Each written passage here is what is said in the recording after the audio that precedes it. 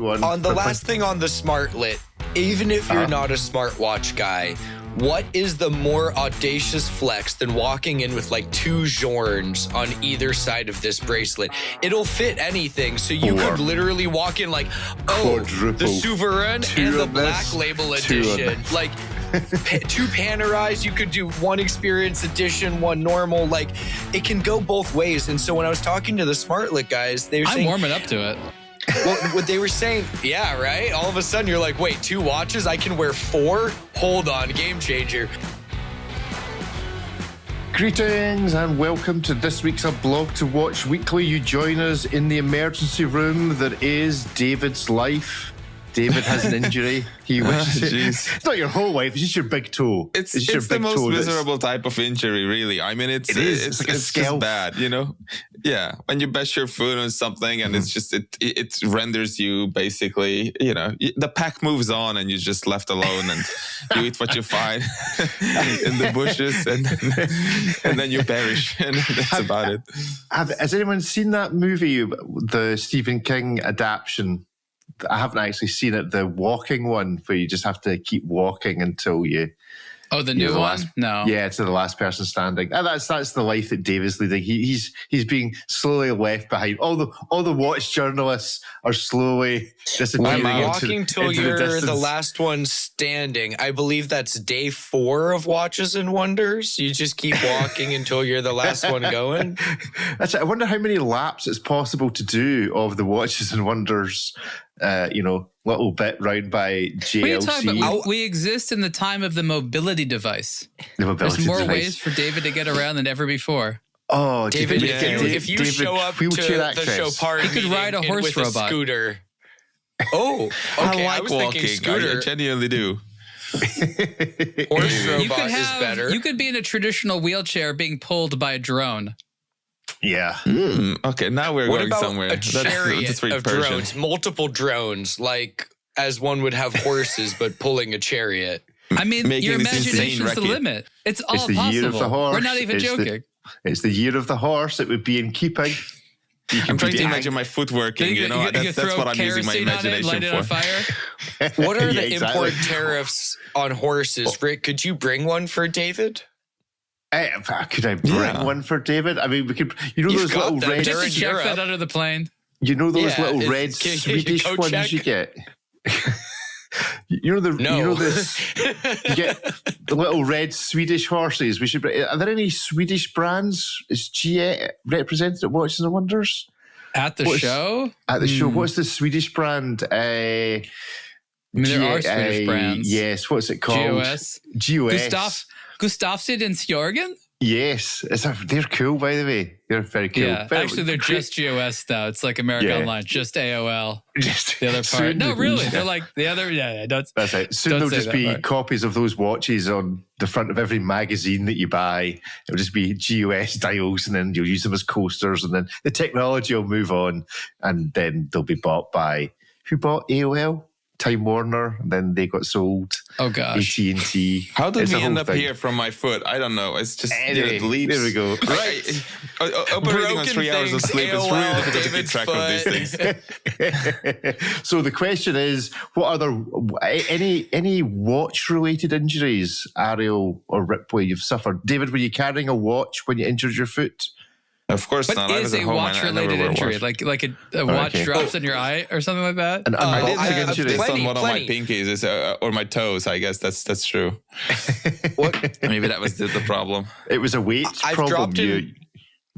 I dropped an Invicta in my foot that hurt immensely. I've stabbed my fingers endless times replacing links and spring bars. All the time. Yeah. You must have had a stabbing injury when I used to work on the service side, we had this red powder that you would rub in cuts to make it stop bleeding because finger injuries were so common.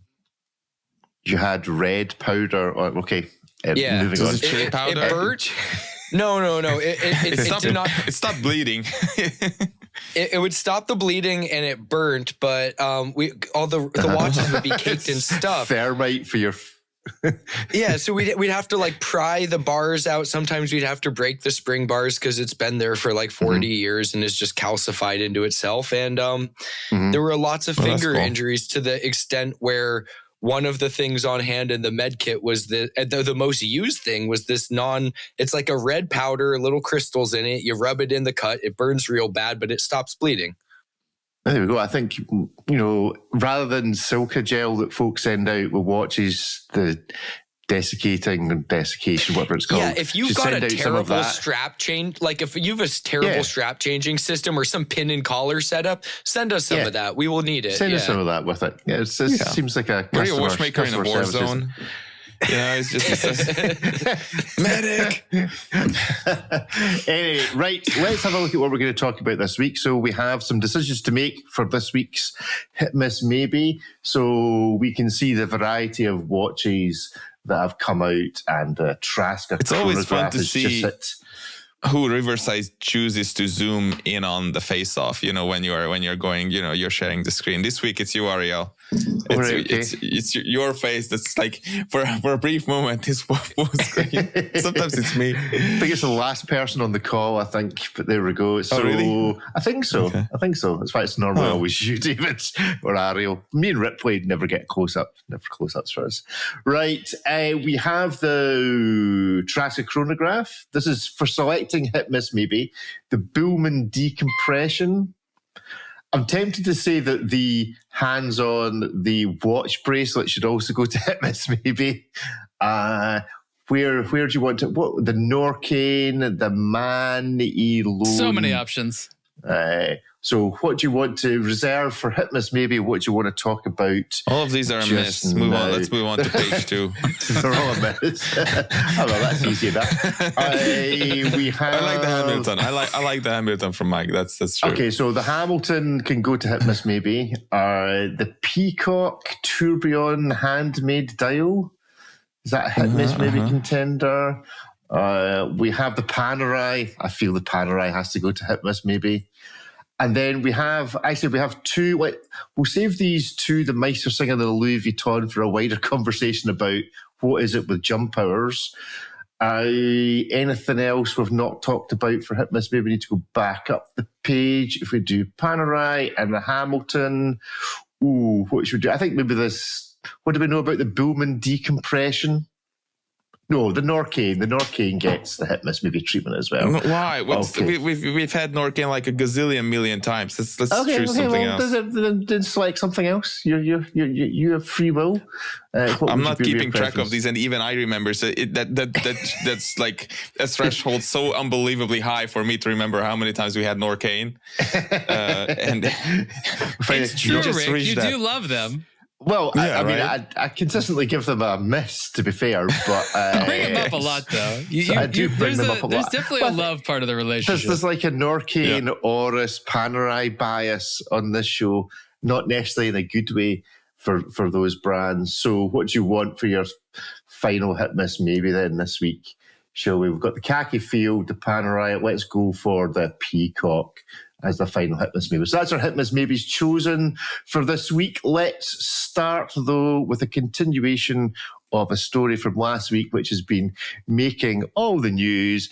And this time, Swatch Group is having a wee greet. Swatch Group have been bullied by the poor people at Morgan Stanley and wish to make it clear that everything that was said about them and their declining watch sales is obviously not true, although we're not actually going to tell you what our actual sales are. We're just going to hint that it's not quite right and leave it there. Ariel, you particularly wanted to discuss this piece it's interesting. PR journalism. Okay, so full disclosure, I'm writing an article about this because I'm thinking about it. And what I really find fascinating is the sort of form of this response. Nobody can see this really here. They see it's a website, but this isn't like a special dedicated web page for this article. This is just their basic like investor relation page. And I'm sorry, any company that actually wants to communicate something to the world isn't going to put it like as a temporary block of text on their investor relation page. So one of the things is, why did Swatch Group publish this in like the most technocratic of ways possible? It was like the North Korean government decided how to like publish something, right? Like, the words they use, I mean, the contempt they have for the English language is impressive sometimes. I get the same accountants that put together their annual reports who don't want you to understand it, wrote this. They make some good points. I think what's important to say, I'm fundamentally on the Swatch Group side here.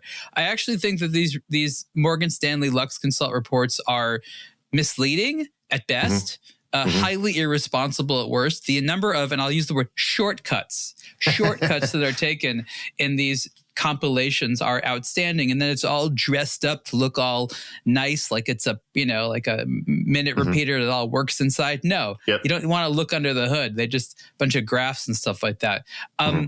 This report, again, I don't know what you guys said about it last week, but this report, I guess, cast Omega in a bad light. And Swatch Group's contention is that this casting of this bad light hurts our reputation, or Omega's reputation. They didn't even explicitly say Omega.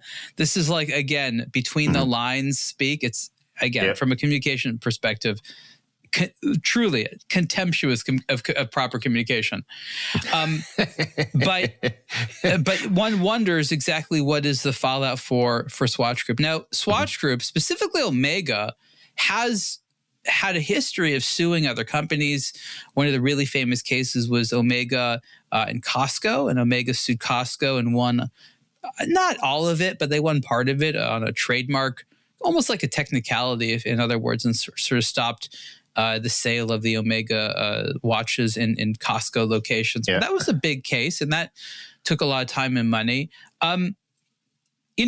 Does Omega and Swatch Group want to go after Morgan Stanley and this and that? I think the difficult thing for them would be to prove damages. And if they had to prove damages, the numbers would have to be out there, which is the exact last thing they want. So that's one thing. Again, as a lawyer, the first thing you ask about, like, could you get any damages? Maybe they don't want damages. Maybe they just want to stop these reports from happening in the future. That's definitely a possibility, though. Again, they might have to disclose more than they want to. But again, that's American law. Swiss law, I don't know. Morgan Stanley, I don't know. I'm sure has jurisdiction in some way in Switzerland. I'm not necessarily sure. This is sort of a complicated legal matter. The bottom line is, my suspicion is that by publishing this letter, which they say is an open letter, but which is hidden on their investor relation page, might be one of those like legal technicalities. Like, well, we gave them an opportunity to mitigate, to sort of see what would happen. Might be sort of a formal step. But I think it's also interesting because this is a little bit more than your standard Swatch Group, like, confusing legalese. There's actually a lot of like hurt feelings in this. They're you mad. can see Hayek himself they like being mad, like, point number 2. I dictate. Exactly. Puts his feet up on like a desk. That's exactly right. I can tell he has shouted his secretarial team from Nexus again here.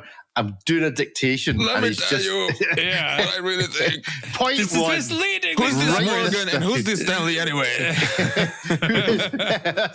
Who is this Morgan? So bring me their head. I'm curious to see what will happen. Again, I'm actually roughly on the Swatch Group side. I don't like the way they communicated it. I think that I don't know a lot about the Morgan Stanley company, to be honest, but it sounds, from what I understand about them, they would not want to be associated with data, which is this just floozy data. Just like, I don't know what to call it. Like, I don't know where it comes from. It seems kind of dirty. The data is misunderstood and limited. Let's put it that way. Well, it's clearly limited because apparently Chris Ward is the only one who provided an accurate figure for the volume. Yeah, I don't even want to get into it. The report is garbage. Swatch Group's right to be upset. Morgan Stanley should be embarrassed being associated with it. And we'll see what happens next. The only organization that comes out with any credit in this whole thing is Christopher Ward, who, when phoned to ask how many units did you sell this year, year replied 39,141. They clearly told them exactly how many units they sold. Well, they gave him proud of every one of those. Else was, that's right. Mike France is putting every one of those into that little wooden box. Yes, I actually have to say that Swatchonomics, Chris the Time Destroyer on gave us a wee reference on his Substack this week that we had been the only legitimate commentators on this particular report with any validity. Yeah, although he did say that we had that he did quote me as having effectively stumbled across a truth. So thanks for in-depth analysis about my Christopher Ward observation. I stumbled across it type thing. But anyway, that's how you find the best truths, right? You're not actually looking for them. You don't actually wander into them. But I mean, this whole thing can be solved in one simple way. Actually tell us how many watches you sold. It's simple. It's the fact that they complain and then don't really do anything about it. They don't go, you're wrong. They go, you're wrong, and we're going to hint at which particular section you might be wrong at. You think that's a likely solution? 5 or 10. No, of course it's not a likely solution because it's all smoke and mirrors. Because the reality is they're complaining, probably, allegedly. Let's think about the logic of this. Omega get placed 5th in this thing, and they get the number of units sold as 460,000. Now, clearly, Omega know exactly. Well, maybe they don't. Maybe that's the first problem. Do we think that Omega actually know how many units they sold in a year? I think somebody is actually there with the real number. Let's assume that there is a real number there somewhere. They're looking at that going, well, what is... They can't say what the real number is. Like, if the real number was vastly, sizably more, they'd probably come out and say it. They had all those percentages. Did you read the letter? Yeah, but the percentages... It's hidden in the percentage. Yeah, it's hidden. It's just a bunch of percentages. Like, it could be more, it could be less. But the reason why they don't say anything most of the time is because what they expect for this thing to go is for them always to appear, to be doing well. It's awfully convenient to complain when things are not going your way and not give up whatever, when things are going down. So by holding these numbers back, they try and maintain this sensation that things are always going up, which is impossible. Even if we remove Morgan Stanley and the report and everything else, reasonably, if you look at this thing, a company has its ups and downs. If it makes them feel any better, Casio dropped 9% over the last day, or like last week or whatever. So it happens. It totally does. It's just they try to create this smoke and mirrors game of where everything is always rosy and shiny and perfect and up, which is not the case. David, you're totally right, but I think the bad guy here is really Morgan Stanley and Luxconsult for attempting to say we have accurate data on what's going on. This is all presented as though it's legitimate academics or science. This is rough calculations at best, decorated to look highly professional. They want to be seen as the arbiter of information on this, the owner of the information. Come to us to see how the watch industry is doing. Come to us to see what's going on. That's what they want, and they're taking shortcuts to get there. So they're acting the most unethical. The Swatch Group, I guess you can make a bunch of different arguments about their obligations to share results. They are publicly traded. That doesn't really compel them to say very much. They seem to be able to get away with it. I'm not invested in the company. I don't really care whether or not they say these things. They don't want to, but I'm not going to make them up. And I'm not going to, I think that Morgan Stanley, again, wants to be this place where people go to information statistics. They can't have that. They're not allowed to say that because they simply aren't able to do that. And so I think that they are the most misleading of misleading parties here. That's true, but there are like certain trajectories for things. We are either going up or we are either going down in terms of transparency. Had they not done this and not pushed Swatch Group this direction, then it would get just even more ridiculously, unbelievably hide and seek, smoke and mirrors, this kind of thing. And up to a point, I don't even know how this can be legal for a conglomerate of this size that's responsible for this many tens of thousands of people and not any investor money and all the rest of it to hide the fact how well or unwell its biggest brands are doing. It's unbelievable to me that we have it's a commentary on the investor side of this all, that you're not really investing. You don't have power. Your voting doesn't matter. They're not going to tell you anything. Yes, they'll take your money and they'll sell you shares, and that's fine. But let's not pretend that this is a public company in that way that, at least in the United States, we think of public companies are publicly traded. It's just not. That's just odd. The chat is Boris. For some reason, I can't reproduce the chat live on the screen this morning. But Boris is making the point: Omega wouldn't be complaining if they were top. They would even say, "Oh, you got the numbers wrong. You place us above Rolex." Probably true. Probably true. They obviously think that fifth place is not. But is it?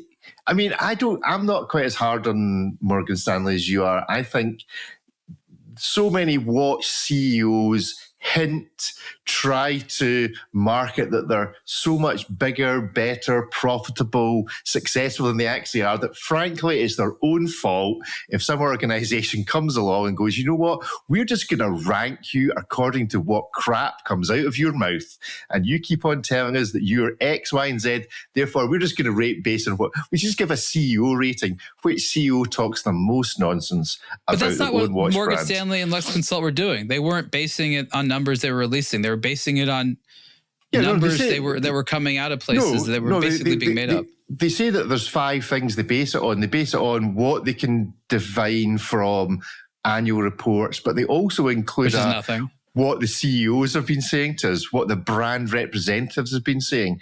So I don't know. I'm not as hard on as you. Yes, it's nonsense. It's basically for Christopher Ward. Yeah, except for Christopher Ward. There should just be are you doing better or worse than Christopher Ward? I liked it when it was back the way it was a little while ago when, as David said, they lied and we summarily ignored it.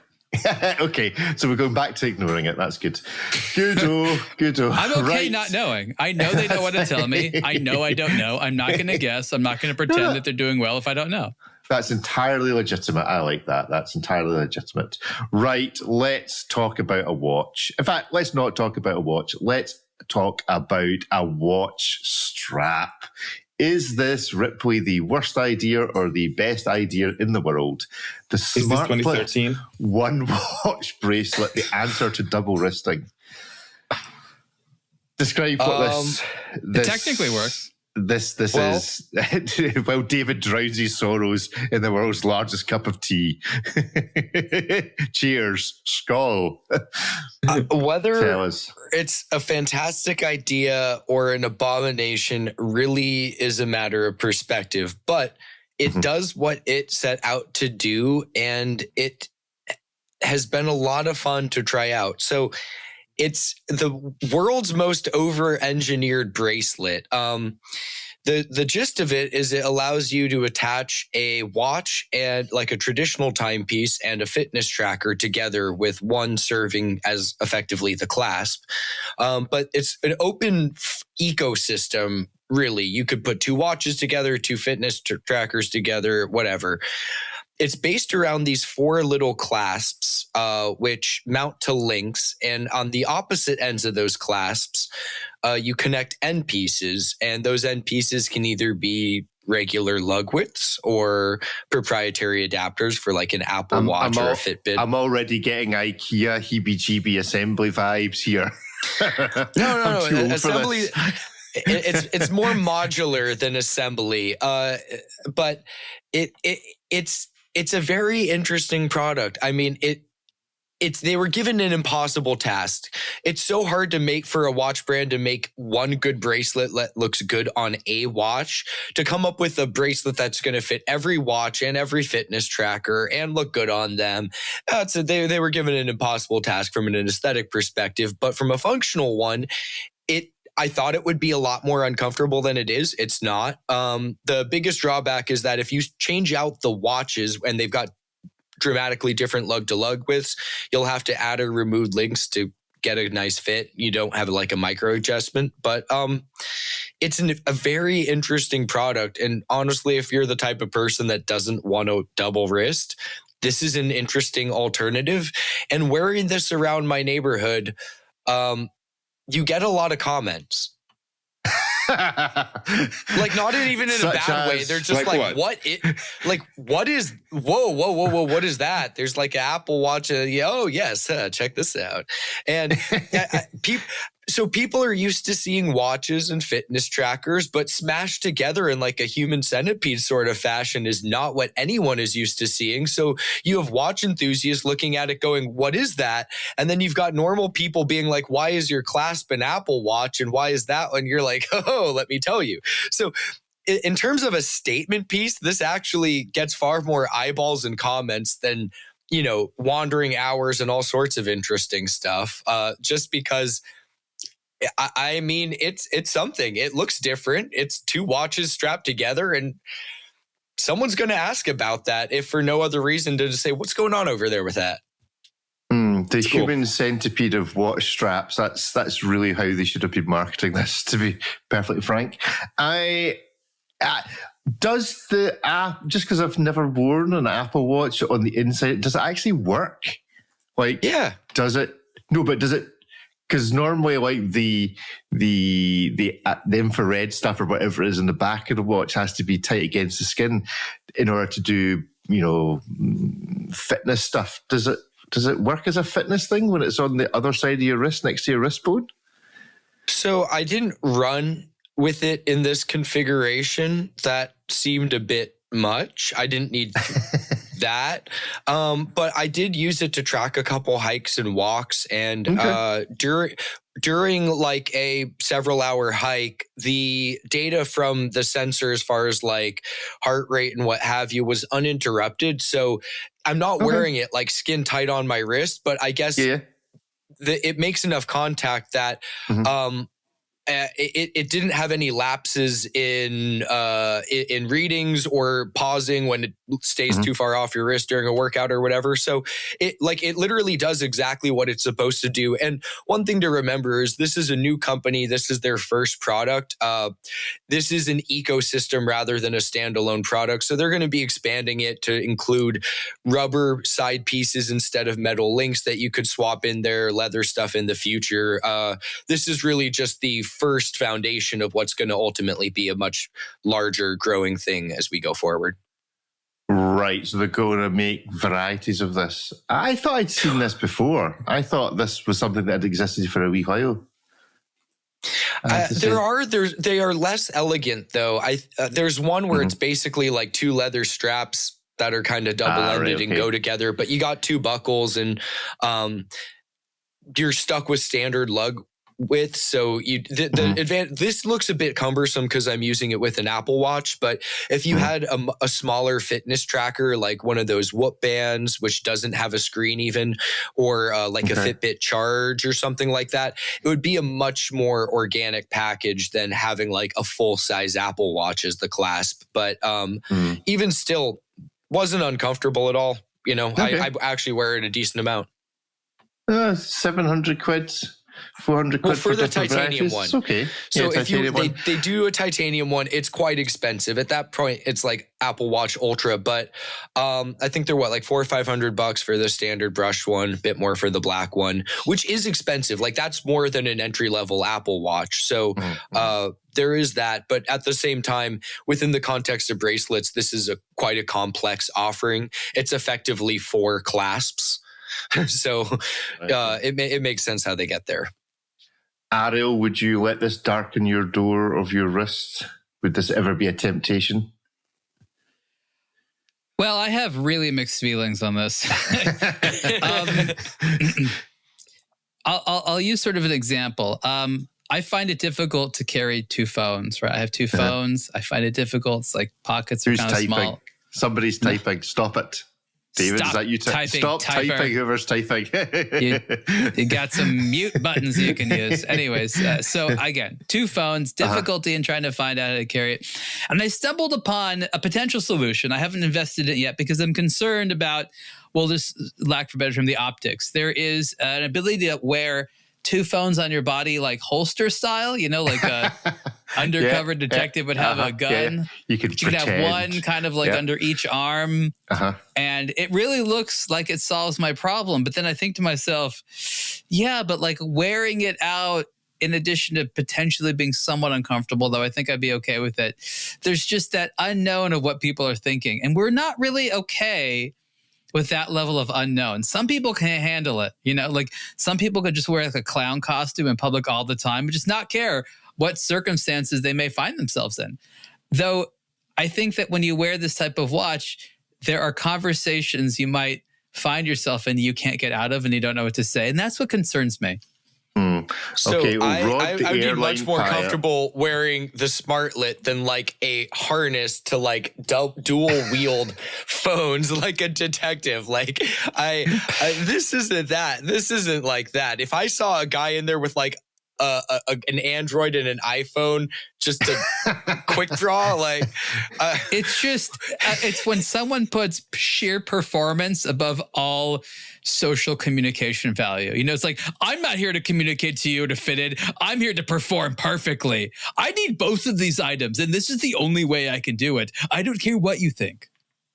Do we think, we're on the Smartlet website, do we think these are real reviews? Smartlet gave me the opportunity to enjoy my beloved timepieces while monitoring my heart condition with my Apple Watch. The product exceeds my expectations. Steve hasn't dropped it. I think the expectations can't be high to begin with. Yeah. We just got to find Steve. Catch the guy in Orange, California. There's Rod from Chicago. What if you see your face there? It's like Rick says. You're like, what?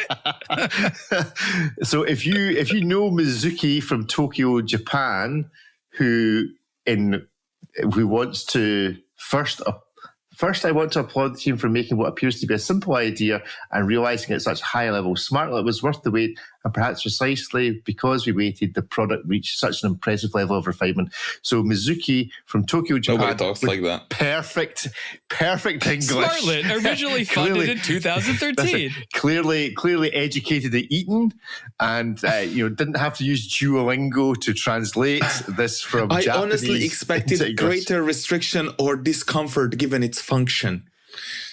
Nobody talks like that. Listen, but I believe it's a well-made summary of some feedback. Listen, you're close to. Well, the fact that it's called it the Czech Republic and not Czechia is the first thing, because that's not what the country's called anymore. Especially if you live there, one suspects that's not what. Yeah, it's not called the Czech Republic anymore. No, it's called Czechia. They changed the name. They went with Czechia? Czechia. When did they change it? Isn't that right, David? I'm sure it's all. The news and rage in Hungary. When did they change this? Yeah, about when 18 did they months change ago. this? Yeah, 18 months ago. I guess I was there about that long ago, huh? I guess before the name change. You left. Rick is very up to date. You left to change the name. European. That's it. Ripley's away. We're changing the name now so he doesn't accidentally come back. Next time he tries to book a flight to the Czech Republic, computer says no because it doesn't exist anymore.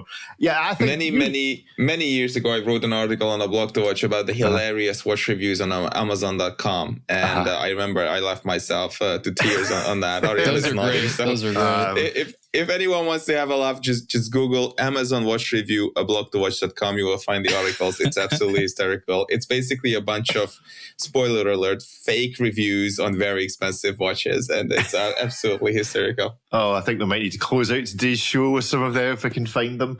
Right, so overall, I'm not even going to ask David whether he's ever going to wear one of these because he barely wears a watch, let alone one with I like the execution. It looks very, very ergonomically friendly. The way that it follows the shape of the wrist, it looks like they clearly have put a lot of effort into this. So I even understand the pricing. It's the pride. It's not okay. We take it all back. Yeah. We take it all back. We're first to feature on their website. It's a great product. You should all go out and buy one immediately. This is the testament I want for me. I want it to work so bad. Look at us. We're above Forbes. That's all that needs Paris to be. Select.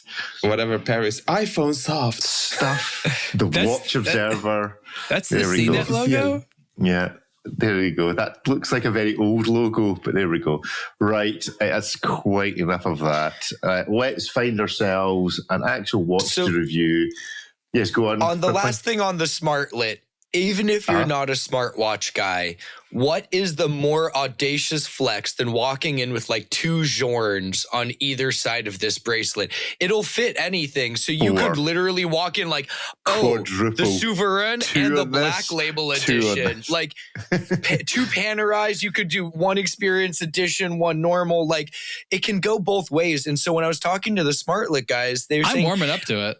Well, what they were saying, yeah, right? All of a sudden, you're like, wait, 2 watches? I can wear 4? Hold on, game changer. But they were saying, I was thinking, like, obviously double wrist on 1 wrist, like quattro, like, what is 2 gyro tourbillons on either side? Like, does that just, or like, if you put 2 high-wrist Machina JLCs, does that just undo the space-time continuum? But he said that when they debuted this at a tech show, the tech guys were interested in putting 2 smartwatches together to get perfectly like mirror data to compare them, which is I will sometimes run in 2 smartwatches, but to run with potentially 4. Whoa.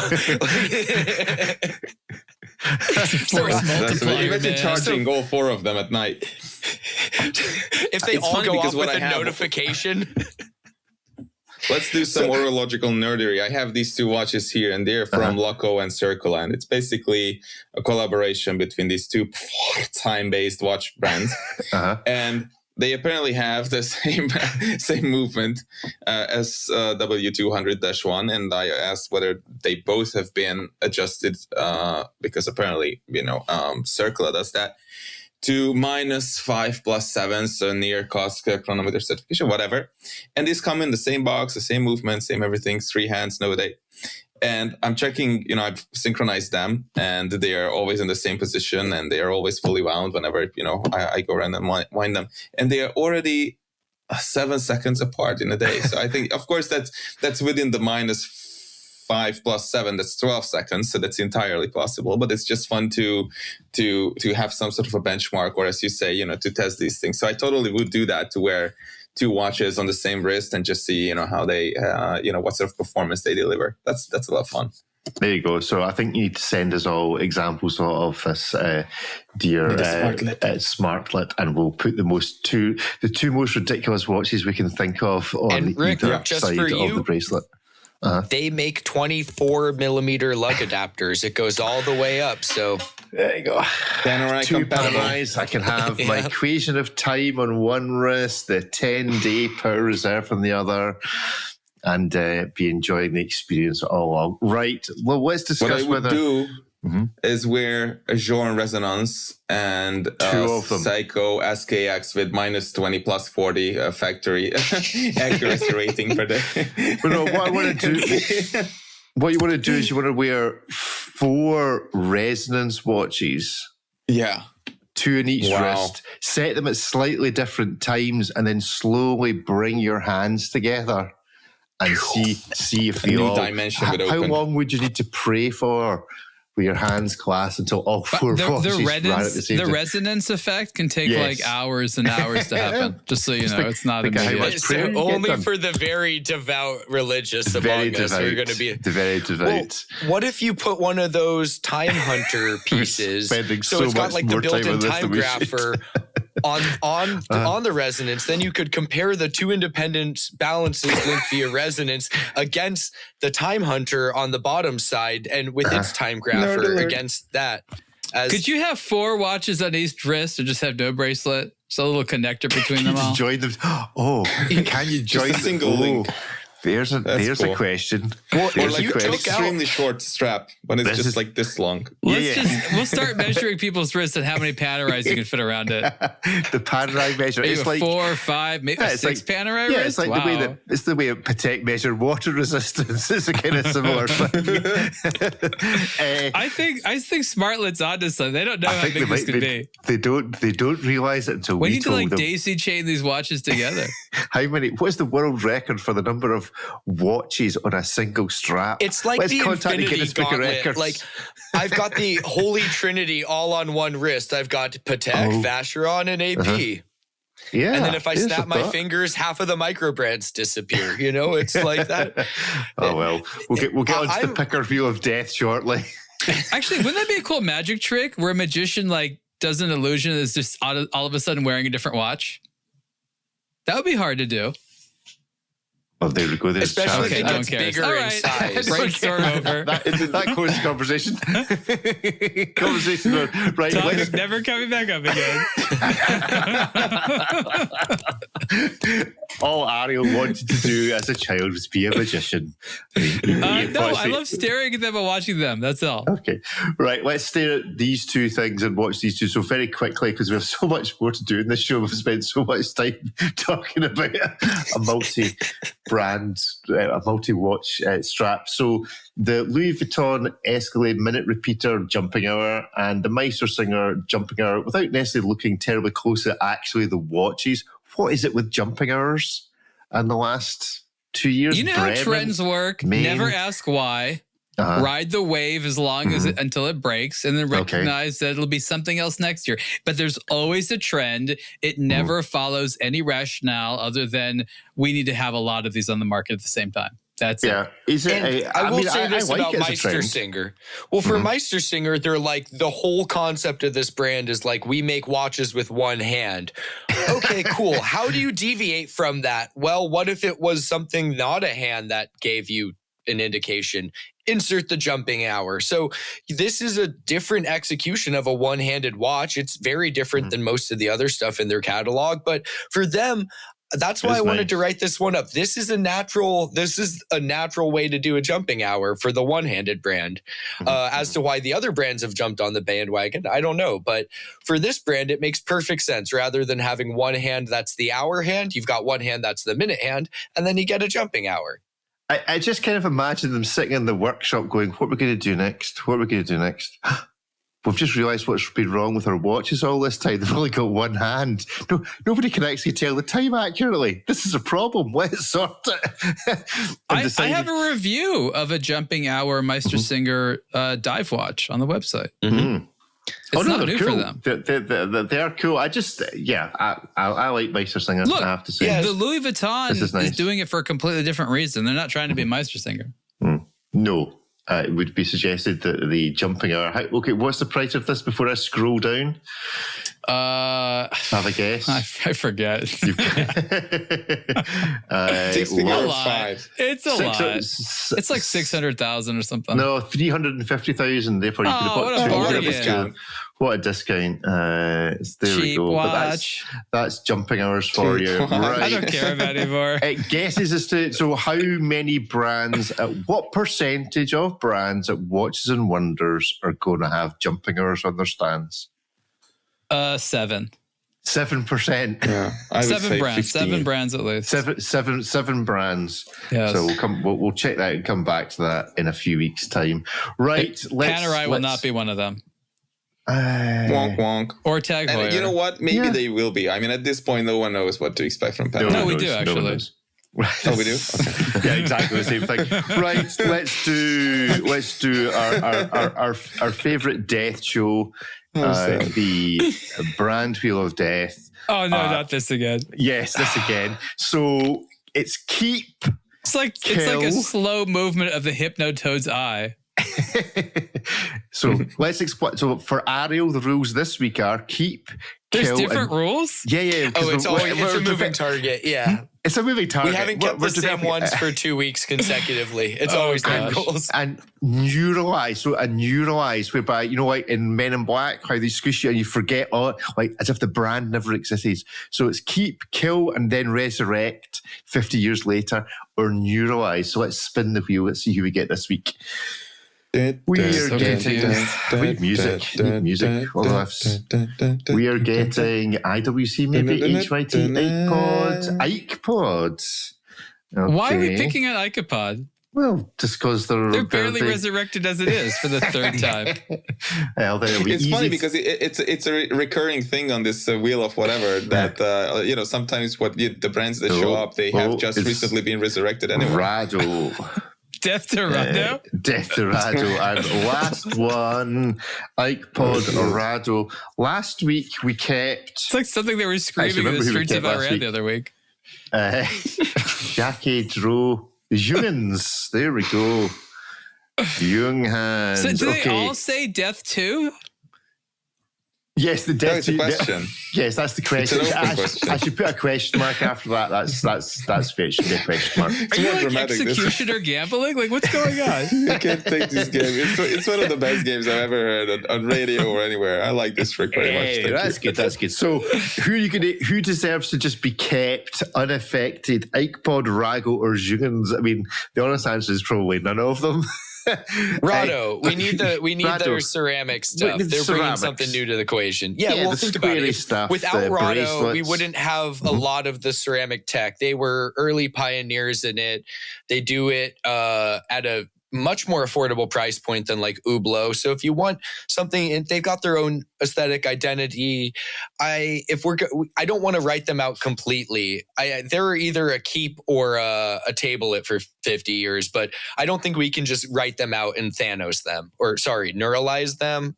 Whatever we're calling it. Yeah. Neuralize. Thanos doesn't work technically. You know, in the aBlogtoWatch lore, Thanosing a watch doesn't really do what we need it to do, unfortunately.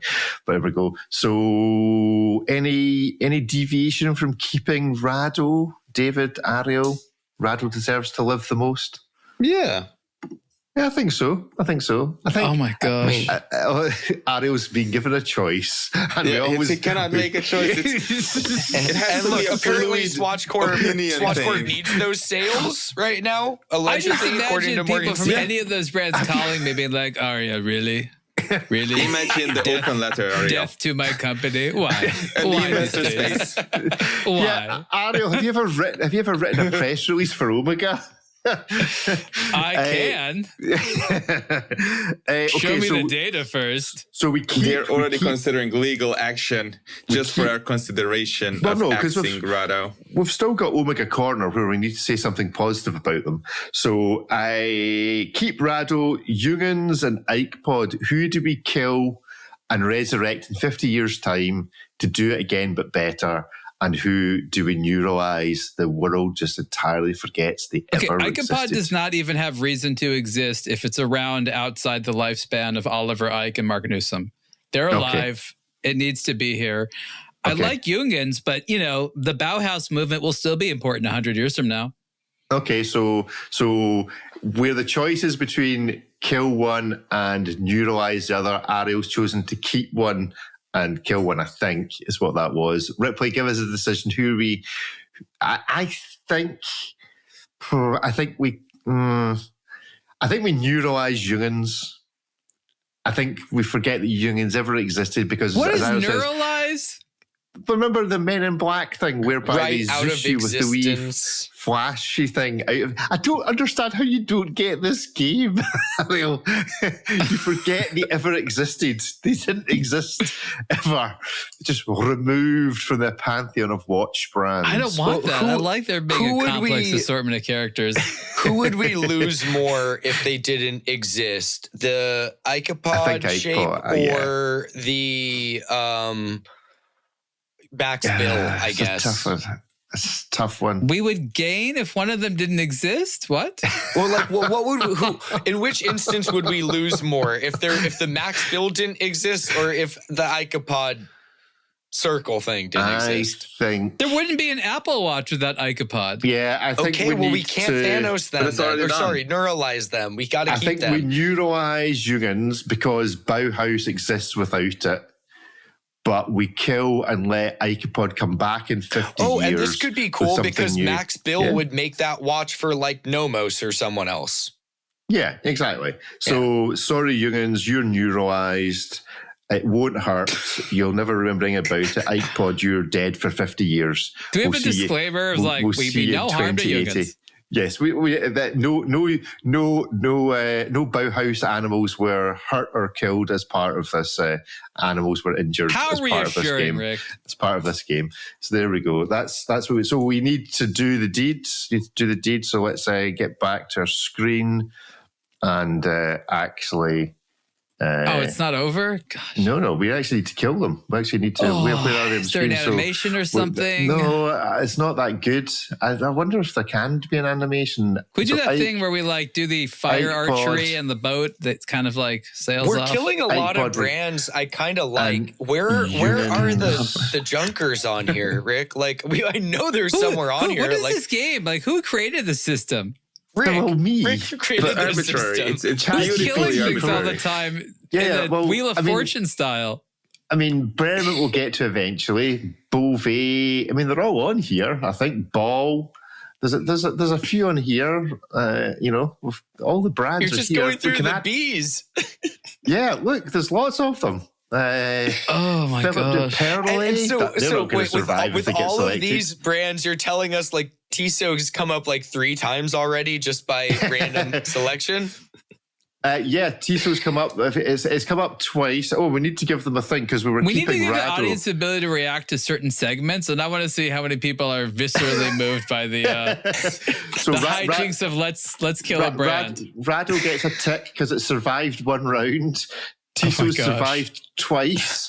Anyway, there we go. That's our game for this week. Now, isn't there a better way of just having watches fight against one another? Like, what's the fantasy sports of watch you tie battles? them from a string to a shared pole and you let them go and they just... No. The fantasy. We have to have something they're already doing that we can pretend they're doing for us. No, the watch strap thing, the Smartlet, you put one on one side of the watch strap, one on the other side of the watch strap. The whole point of fantasy sports is that there are real sports happening and then you absorb those statistics. But then you play sport with it. So one on one side of the watch strap, one on the other side of the watch strap. I've already created Ultimate Watch Warriors. I've already engineered it out. They're going to be hurled at one another the correct trajectory via catapult system, a dual catapult system. It's already been designed.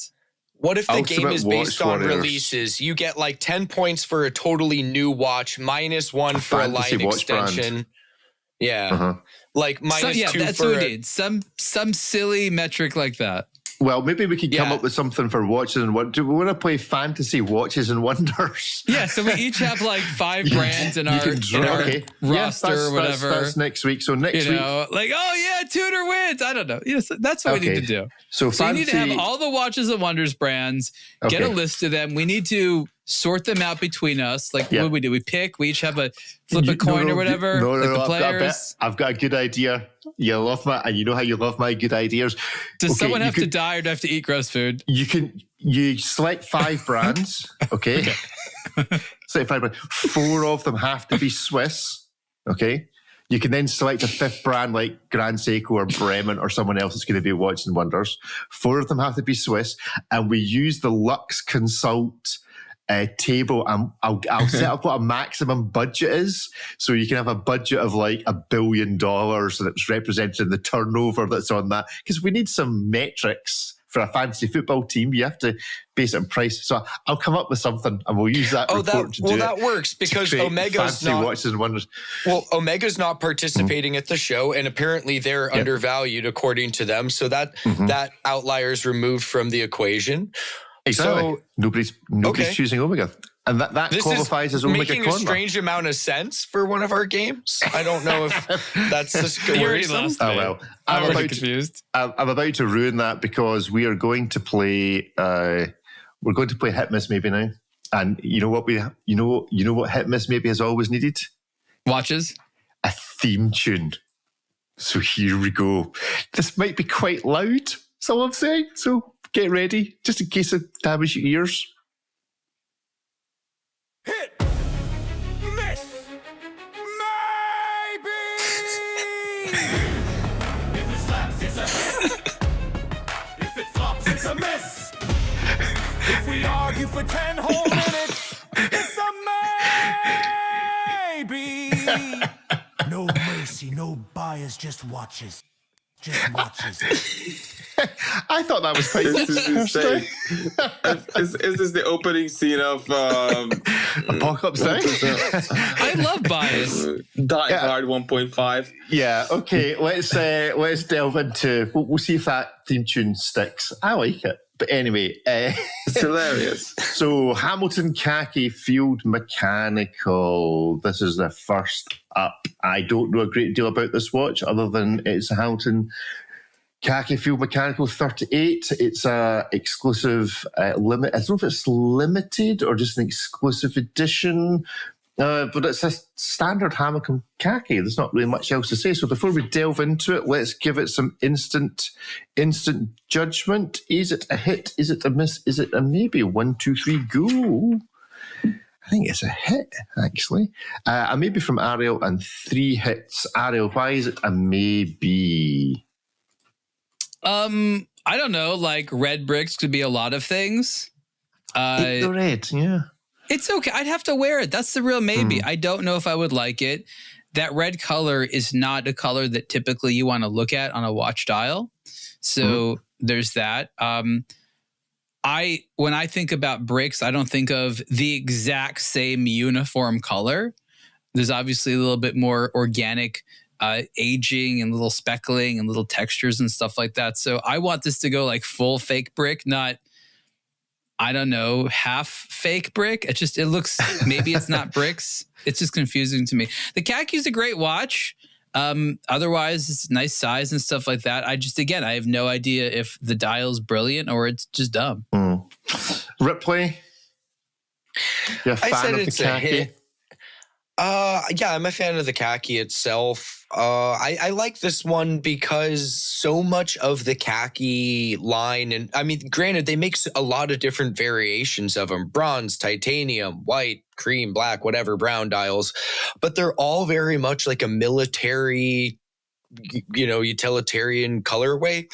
So it's cool to see them using this very, very popular, versatile blueprint and doing something a bit. I mean, this is bizarre. This is unexpected. This would not have been on my bingo card of thematic Hamilton Khaki Field watches, but I have to applaud them for doing something different. I agree with Ariel. This doesn't read brick. It's more of like red grid, but just as a watch and separating it from its inspiration, I like that they're doing something a bit more playful, if you will, with the Khaki line. All right, David? I freaking love this thing. I think it's just the right mix of recognizable details and creativity. Just I love this thing. If I had to, I always liked this watch, but there was always some room for exactly an expression like this. I think it's great. I'm not normally a fan of the Hamilton Khaki. It's obviously it's a bit petite in comparison to what I normally wear, but I really quite like this. So yeah, I think overall this does well as a hit. Do hit us up in the chat as to what you think. Next up is obviously a hit. There's no doubt about it. There's just nowhere else to go other than a hit. Ripley, the Panerai Radiomir via. I was going to say that looked like it said via Gogo. Viaggio Nel Tempo experience set includes a trip to Italy. I mean, first up, are Panerai just becoming cheapskates? They're like, yeah, this experience is come to where we make the watches. Come to our showroom. No, you get to, it's not just go through the showroom. You get to go visit the showroom, the historic showroom that celebrates its 100th year anniversary this year. But you also get to retrace the footsteps of the frogmen and do a diving expedition thing. Yes, you get to ride the bicycle submarine thing. No, you get to retrace important aspects from the brand's history. So you're not just visiting the boutique. That would be night one, where they have the boutique and the exhibition, and then from there it's doing frogman stuff. So you get there's a few different destinations, and then it ends with a yacht cruise along the coast. A nice yacht cruise. There we go. And it comes with 2 watches. This is the first time they're making you buy 2 of them to go on the trip. And you know what that means. We now know what that means. If you're buying 2 watches, you need a Smartlet in your life. You can rock both of these on a single. That's the thing. You could just show up to your Panerai Experience Viaggio Nel Tempo adventure just with bronze and platinum. Yeah. And I think a couple of years ago, it was funny when we joked about Panerai potentially being challenged by its previously produced watches and how it can dodge not making the same thing again. And since these years have passed, I think they don't even care anymore. I think it can totally happen that they create something, name it differently, but it looks exactly the same as it did like 10 or 12 or 8 years ago, right? Like the one on the left, I'm sure I've seen that watch a gazillion times, and probably the one on the right as well. Maybe the size is different, maybe not. I'm not sure if anyone at Panerai knows. It used to be a huge thing 15 years ago to know, 15 years ago to know Panerai watches by reference and the little nuances and the sub-seconds and the color of the heads and the sandwich dial and the whatever. People used to care, and nobody cares anymore. They're just using my picker wheel. They've got a picker wheel for handset, a picker wheel for case size, a picker wheel for is it a California dial or not, and they just spin them and then mold together. I mean, mention the April Fool's thing of Panerai AI. Both of these are 47 mil. Both of them are time-only watches. But this is kind of interesting. They are kind of playing on different cues from the Radiomir's early history. You get the California dials. The other one, it's radially brushed, and they've kind of done a blacked-out engraved logo, kind of what you'd find on the aged old dials. That one's platinum, and you get an open-worked movement. But these watches, like David said, could have existed before and we wouldn't know it. Maybe not in these metals, maybe not with the same size or execution, but I like the poetry involved as far as kind of telling these two different dial types of the Radiomirs. But every time they come out with new watches, I struggle to identify whether or not they're new if it wasn't in a press release calling it a new watch. Okay, let's judge it then. Are these two watches? Well, you should go to the price. You should go to the price. You have to buy them together. Okay. Yes, one's platinum, one's bronze. Okay, so you have to buy them together, buy two at the same time. Yeah, and then you come away going part of a set. It's two watches in a trip to Italy. Yeah, $165,000. So you get two watches in a trip to Italy. Yeah, right? So how about I go to Italy and buy two watches there?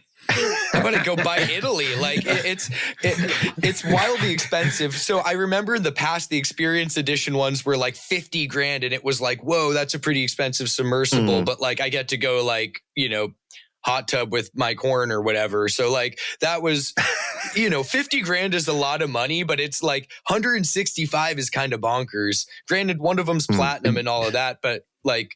Yeah, that's a huge amount of money. Why do they need to try and sell them together? Like, what is the need? There was this really old episode on South Park where the families go to Aspen, where it's this timeshare, I think is what it's called. When you buy a small portion of like some sort of a vacation or whatever apartment. And I think this is sort of similar. Like they fly you out there, they have you stay there, and they don't let you go until you've bought something. So they get you drunk on the first night. You're in Italy, chugging down amazing Italian wine, and by the next morning you will, sure, I will buy these two watches for $160, but just let me go home to my family now. You wake up with two Panerais and a Smartlet bracelet. What's interesting is that both of these are 47 millimeter Radiomirs. Oh, Jings, really? Wow. Yeah, these are big boys. So like, this isn't like for everybody, even if I could and wanted to, I don't have the wrist to support a 47 millimeter platinum Radiomir. That is a beast. I mean, maybe that's the reality of what happened here is they made like 60 of these, and then they checked their database and realized they'd only ever sold 47 mil watches to 17 or 18 people. They thought, you know what, we're going to have to sell these as pairs because we're going to be left with this stock for longer than the IWC perpetual calendars set to run accurately.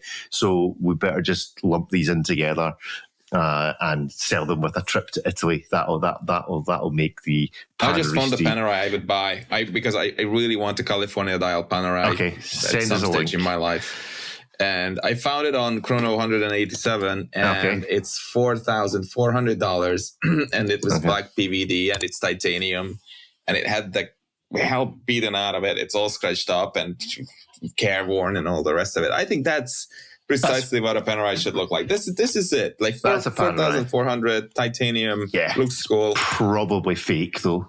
No. Oh yeah. Thank you for bursting my bubble. It's probably not real.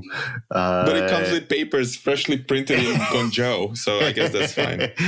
That's cool. That's a cool Panerai. 44mm is a wearable size as well. Anyway, we haven't actually given it a hit miss maybe. Hit miss maybe. It's clearly a hit because it's a Panerai. That's just the way it works. Anybody else? Hit from Ariel, a miss and a hit. Ariel or mine, or which one? Like the duo or the one that I just sent? No, the duo. Yours is a hit. It's 2 thumbs down. 2 thumbs down. Ariel, why is it a hit? Well, it's a great conversation. You don't even need to buy this thing. It's just a great conversation to have with your watch buddies. So it's material for just thousands of hours of entertainment. You get to have a joke about your Italian threesome experience with yourself and your 2 Panerais. There's just endless jokes that can be made about this.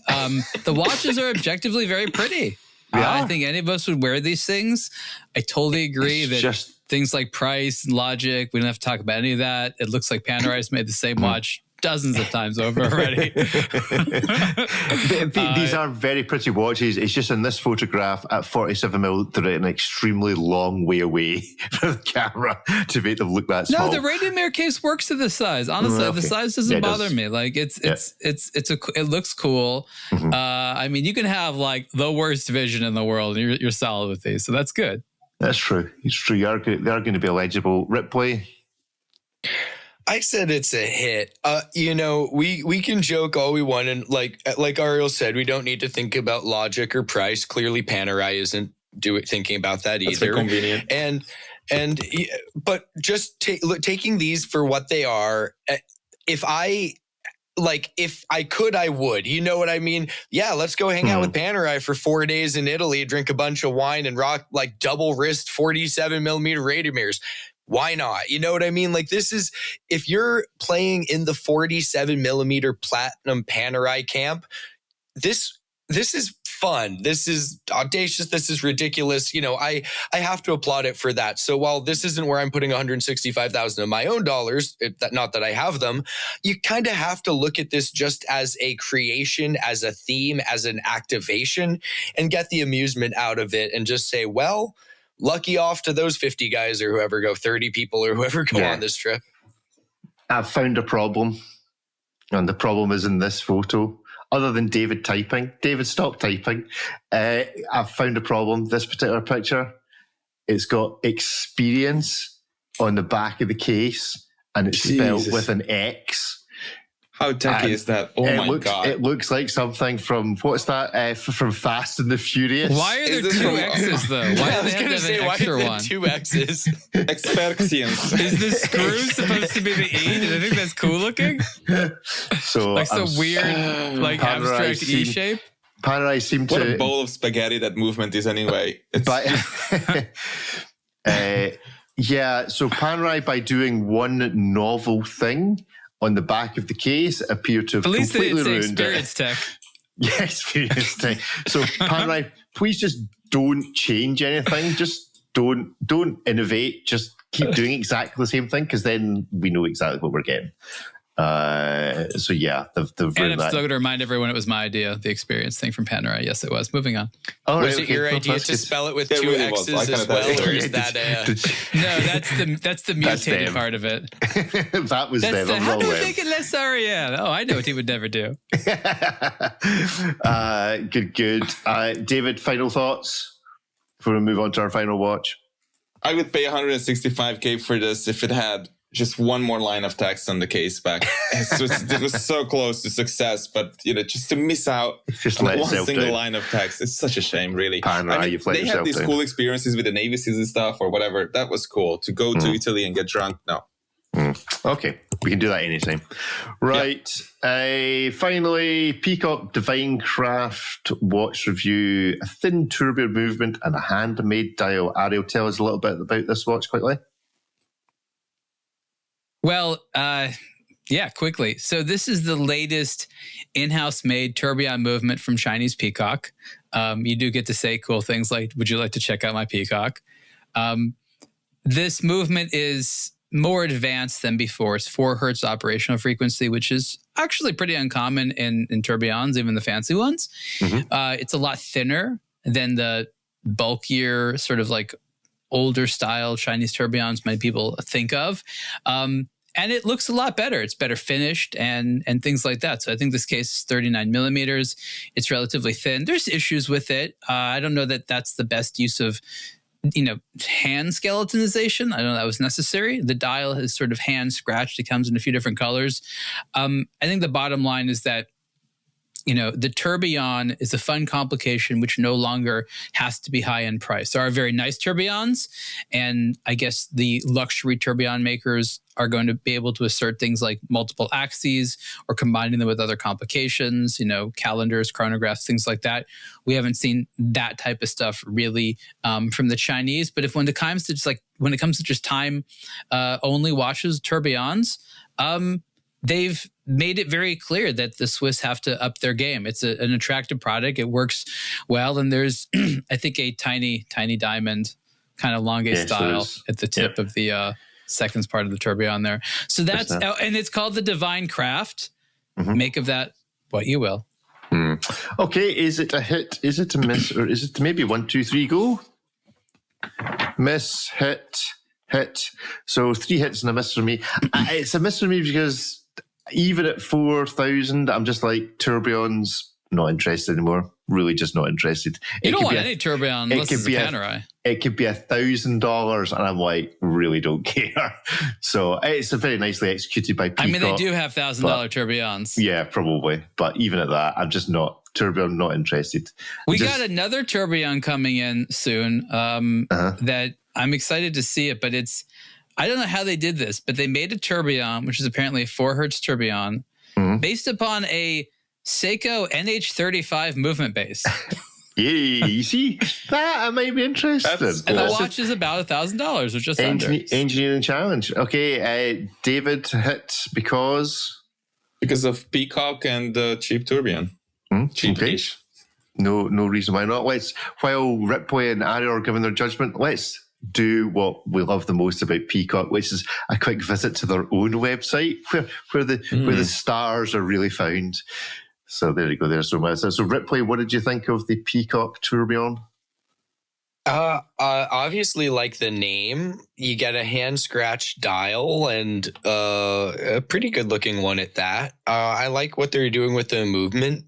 If you wanted to play in this world but didn't want to play with tens or hundreds of thousands of dollars, this seems like a very viable way of scratching that itch. And you get to ask people to check out your Peacock. Whoa. So what is happening with this one? What happened? Peacock tail? I do not know. Oh my God. Why is that $1,800, this watch we're looking at?